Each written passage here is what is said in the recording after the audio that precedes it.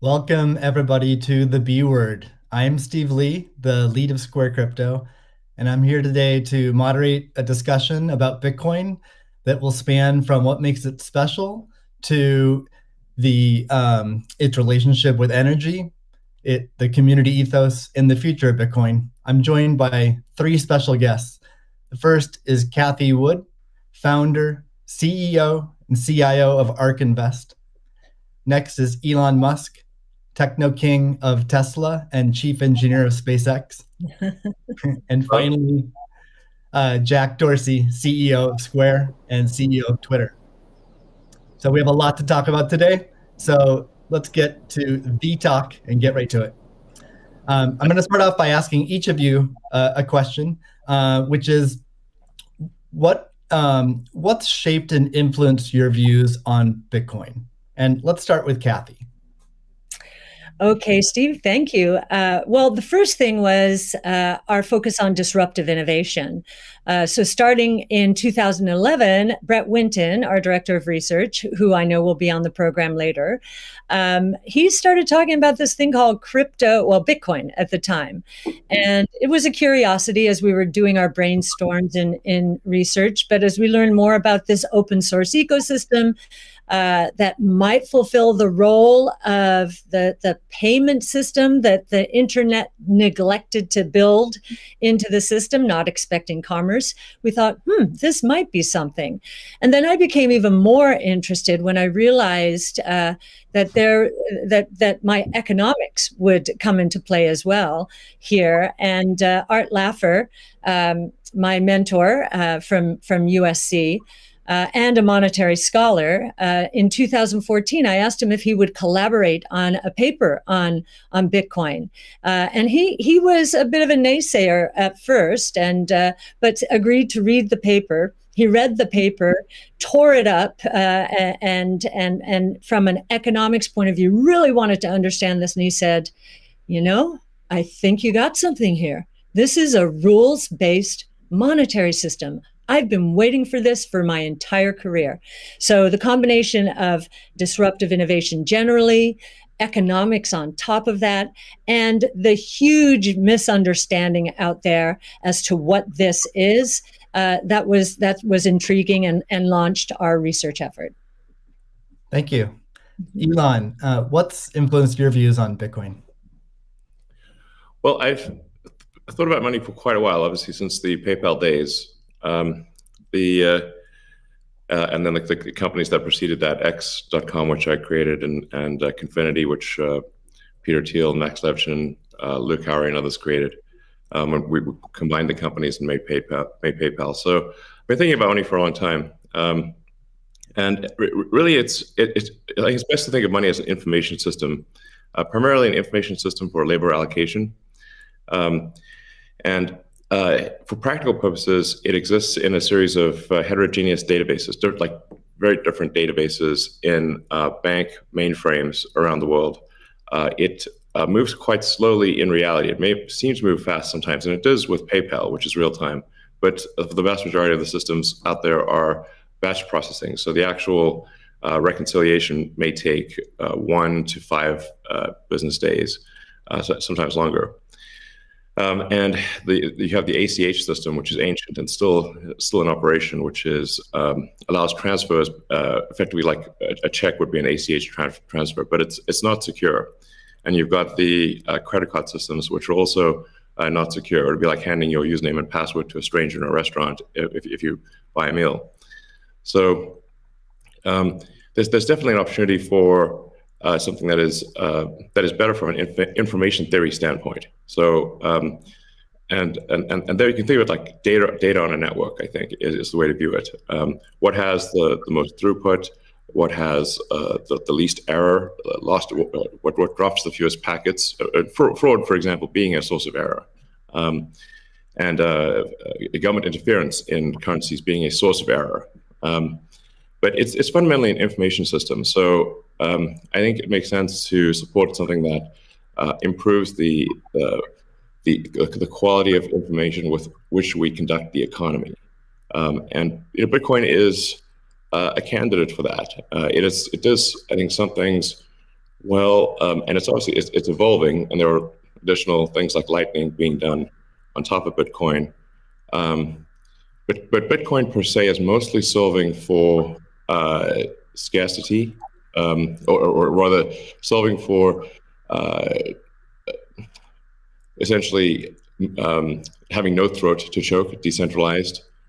So there's no one who can be coerced in any way to empty their Bitcoin account. Well, I guess they could technically, but on an individual basis, but the system as a whole cannot. And it has an open ledger, which is also quite good. But transaction volume is low. Transaction cost is high, and usability for the average person is not yet very good. But it has a lot of potential. And I should say that, like, I'm not, and I apologize for taking a long time, but there certainly is a lot to say. In general, I'm a supporter of Bitcoin and the idea of cryptocurrency in general. But as I've said publicly, we do need to watch out for crypto taking, especially Bitcoin, using proof of work to maybe use energy that's maybe a bit too much and not necessarily good for the environment. So, but on balance, I support Bitcoin, and I'm not an investor. The only publicly traded stock I own is Tesla, and the only significant thing I own outside of Tesla is my SpaceX stock that helped create both companies. So, but apart from that, I do own Bitcoin, and Tesla owns Bitcoin, SpaceX owns Bitcoin, and I do personally own a bit of Ethereum and Dogecoin, of course. So. Okay, great, thank you. And we'll get into some of those issues in more depth as well. Jack, how about you? What shaped your views of Bitcoin? The network and the community. It's deeply principled. It's weird as hell. It's always evolving, and it just reminded me of the internet when I was a kid. And I encountered alt cypherpunks when I was fairly young, and this was a topic of discussion for years. I didn't touch it until 2008 when we started Square. Elon and teams at X and PayPal inspired a lot of what we were trying to do, trying to bring in more to a physical world. But we encountered this crazy predatory system that was slow, that was obtuse. And I think, one of the things that we tried to do, which X and PayPal also tried to do, is build an abstraction layer around this complication and around this predatory nature that the financial industry can tend to be, and make it work for people. But when I saw Bitcoin in 2009, you see a chance to replace the whole foundation. And everything that Elon was talking about in terms of ACH and the credit card networks were built with very different agendas in a very different time frame. And it's crazy that they still exist, and they have scaled, but they just are not relevant to today, and they're certainly not relevant to the future, especially when you consider the entire world and countries like Nigeria or Ghana or India, and its interconnection with countries like the United States and Canada and all over Europe. So what really drove my thinking and drives my passion around it is, like, if the internet gets a chance to get a native currency, what will that be? And to me, it's Bitcoin, because of those principles, because of that creation story, because of its resilience, because of the number of tests it's been. But what inspires me the most is just the community driving it. It just reminds me of the early internet. It's the only reason that I have a career, because I learned so much from people like who are building Bitcoin today, and I continue to learn in that sense, and I'm so grateful for it. So that's a good segue into the next question I'd like to ask you, Jack. Is you said before that Bitcoin changes everything. Can you speak more to that? Well, I just think that a lot of what we experience in life, when you really get down to the foundation, a lot of our monetary policies, a lot of our monetary systems cause so much distraction and so much cost. And when you get to a system where you have the potential for people to truly own it, they can verify it themselves. You don't have to have trust going in. You don't have to trust it at all. You can verify it through source code or whatever your appetite is. And that any particular person can help drive the future of it. And at the same time, it's not controlled by any state. It's not controlled by any bank. It's not controlled by any corporation. And these three parties of people who participate in the network, people who mine, and also the developers, constantly debating the correct roadmap and the way forward, is a beautiful thing. And I don't know of many other consensus-based models that have existed at that scale for this long with this amount of success. And we're still fairly early. So when, I met a woman in Ethiopia 2 years ago, and she was trying to create the lift for Ethiopia. Elon, I think I reached out to you at that time as well because she really wanted some Teslas. She still has to take paper fiat cash from her passengers and pay all of her drivers in the same way because there's no monetary system that she can utilize. There's nothing digital. And Africa as a continent is hugely interconnected from a monetary standpoint, but also hugely taxed in that same way. So a lot of the potential that I see, the internet having a native currency helps her build her business in a much faster way. And also, if you consider something like Bitcoin existing before YouTube, before Twitter, before Facebook, a lot of the business models that we have today would not be the same. We would certainly not have the dependency we have upon the advertising business model if Bitcoin existed pre-Twitter. And I think the amount of business models that it enables, the amount of innovation it enables going forward, especially when you can consider the whole internet instead of going country by country by country by country, which you have to whenever you're dealing with finance, it really just opens the aperture. And that is what I want to see in my lifetime is a currency that is standard and sound for the internet that everyone can use. Great. A hallmark of Bitcoin is its fixed supply of 21 million coins. Elon referenced that earlier. It may be the first system that humans have created that humans cannot later change. Kathy, I'm curious, with your background in monetary history and macroeconomics, what are your thoughts on that type of system? Oh, well, I'll recount the story about Art Laffer and our going through the paper. And he said, as I said, first rules-based monetary system, global, ever. This is a very big idea. Once we had convinced him of the ecosystem itself. Now, this is the role that it's playing, given that the rule is a quantity rule, that 21 million units, is really a store of value role. So there are three roles of money. Store of value, very important. The means of exchange, so for transactions, and the unit of account. Every good priced in terms of whatever the unit is. So store of value is its primary use right now. The others exist. Unit of account, reserve currency of the crypto asset ecosystem. That's being seeded a little bit towards stable coins right now. But the store of value is a very big role. And means of exchange with apps built on top of the Bitcoin blockchain, we think is going to become more of a reality. Right now, high value transactions take place over Bitcoin, and that is a very useful role.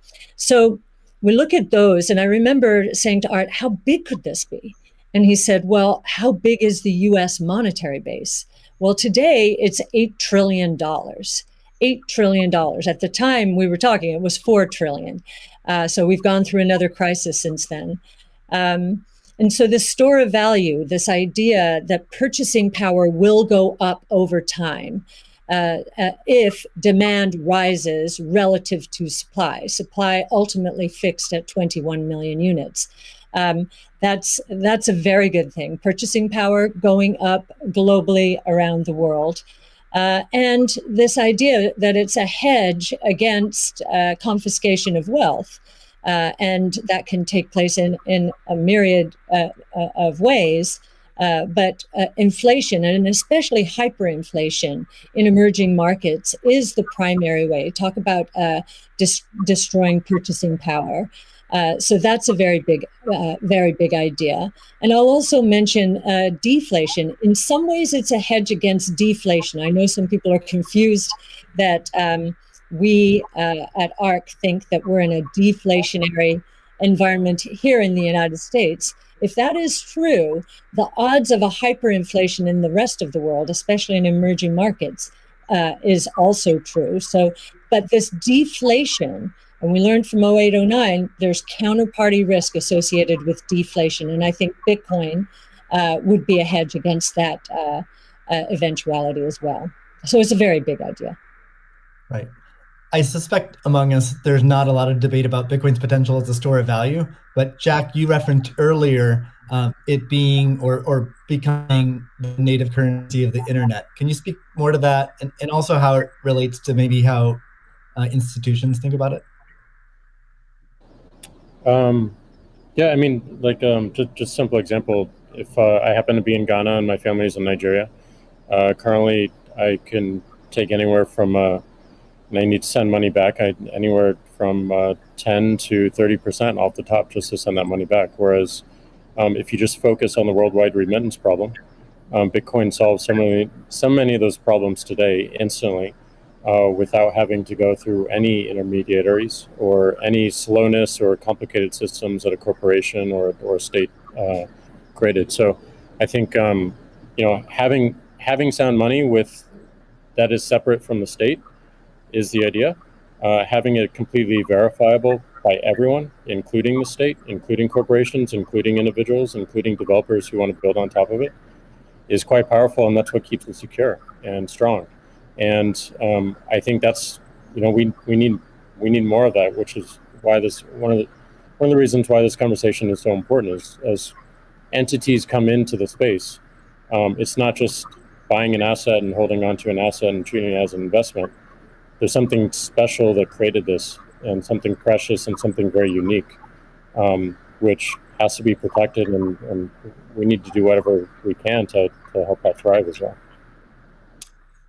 Elon, I'm curious your opinion on this. You mentioned earlier about Bitcoin's throughput, or the importance of throughput, maybe some concerns around Bitcoin. Can you speak? Do you think Bitcoin can become peer-to-peer cash? Well, Bitcoin does have a fundamental scarcity limit at the base layer that's designed in.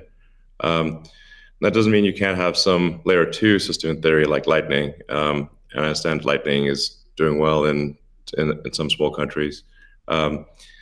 There's some question mark as to whether you need a money transmitter license. Just a debate as to whether that's needed, given that it is not open ledger. So that's a whole separate debate, of course.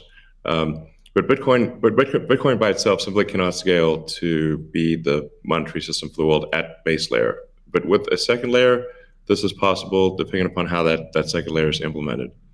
That's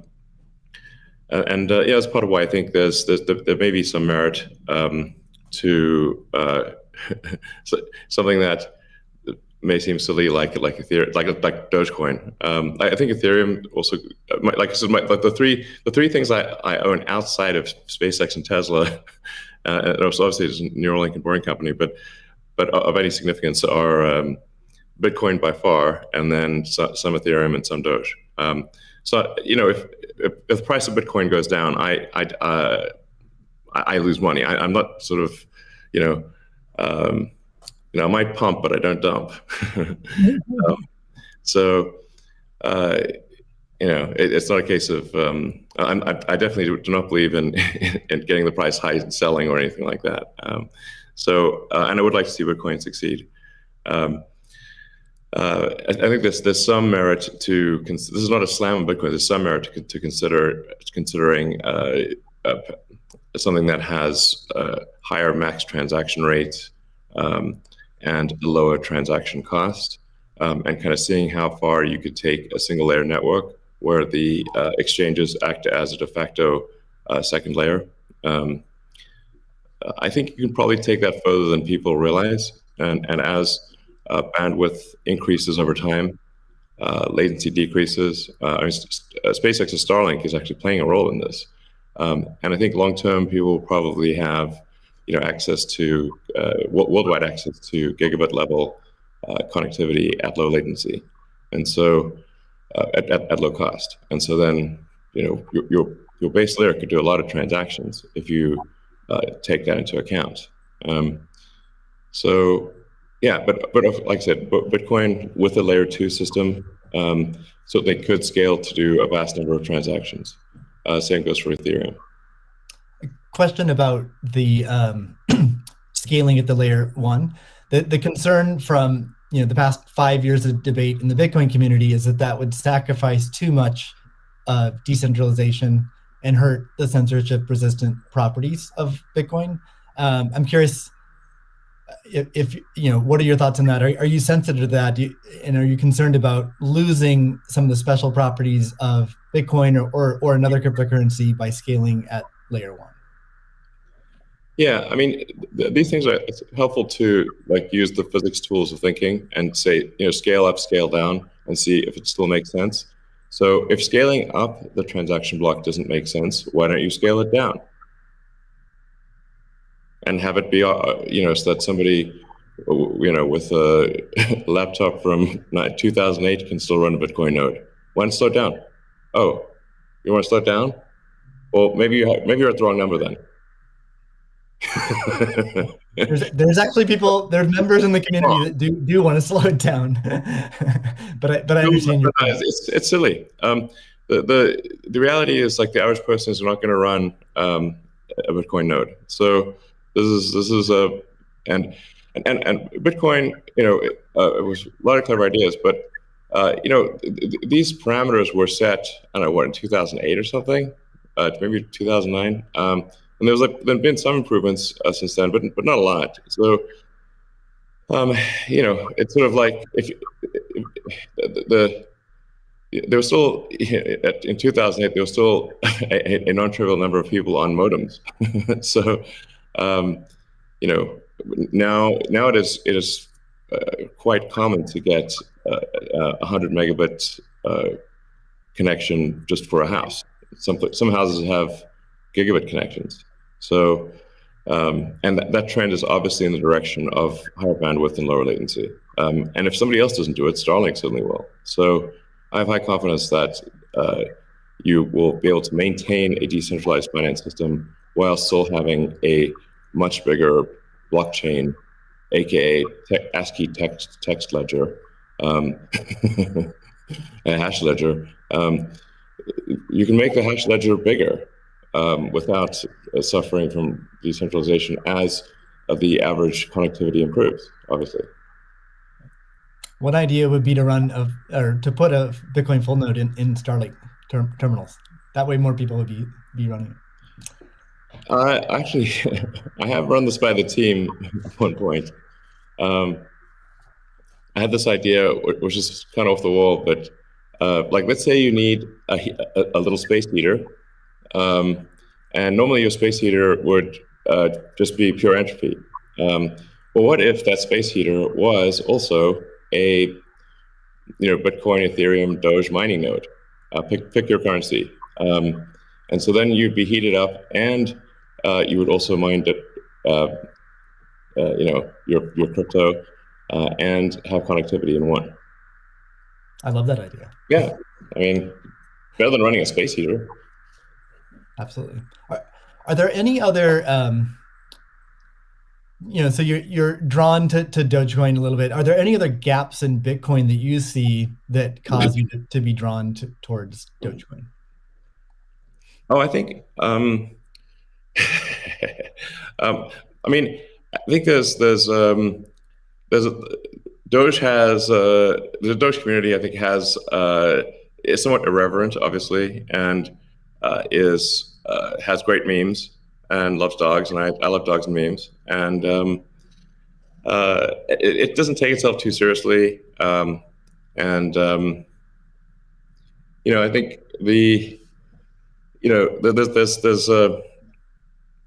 there's Occam's razor, which is the simplest answer is the most likely.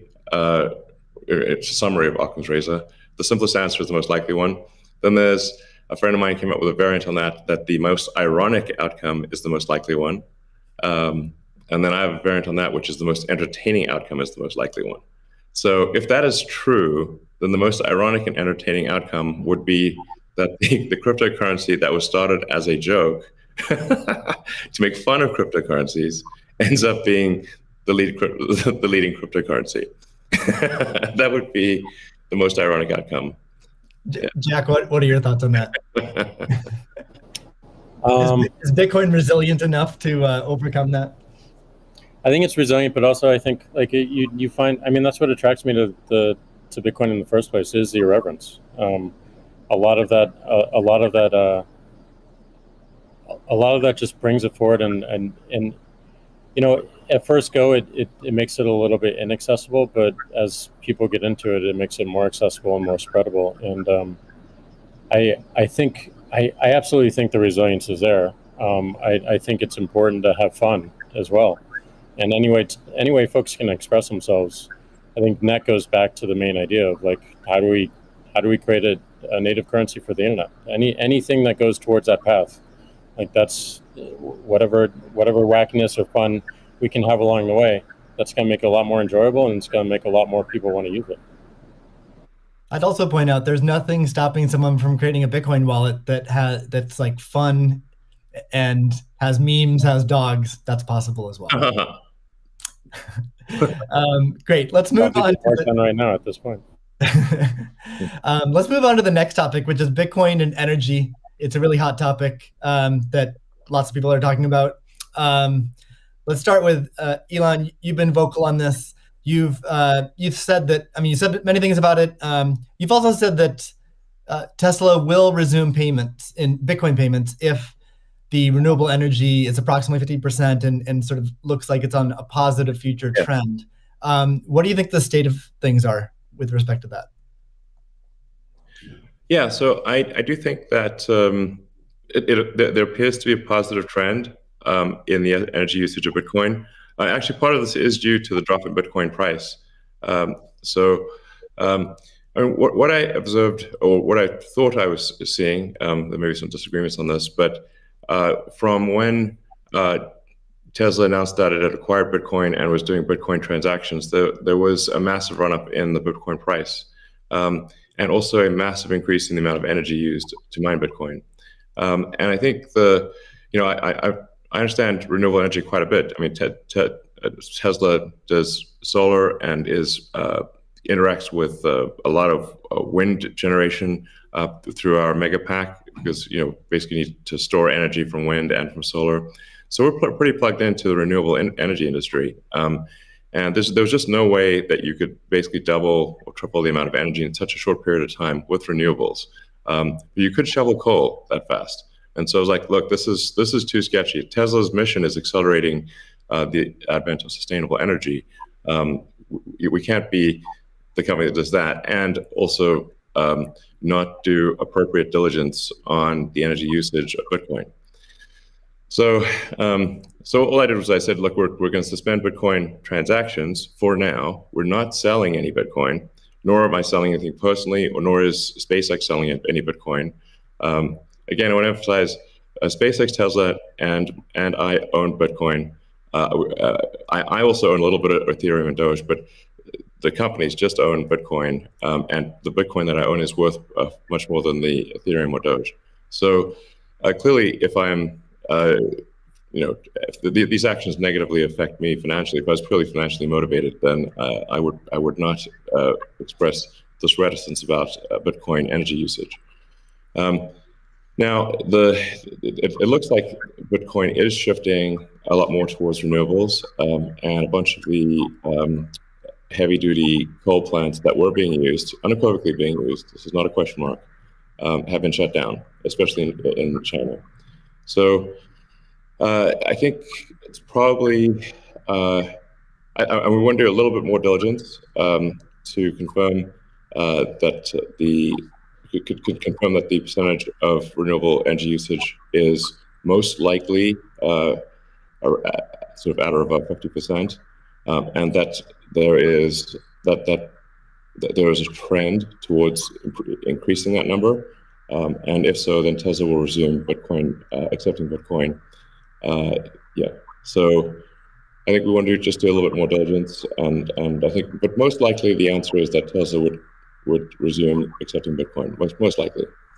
That's Steve, great to hear. I would agree with that. Kathy? Yeah, may I ask a question? Elon, I'm not quite sure if you saw the paper that Square and ARC did together on making Bitcoin mining a part of a utility, a broad-based utility ecosystem, whereby, the overage from sunshine or wind powers the Bitcoin mining machine, thereby enabling the proliferation of renewables to a much faster extent, or at a faster rate than otherwise would be the case. What do you think of that?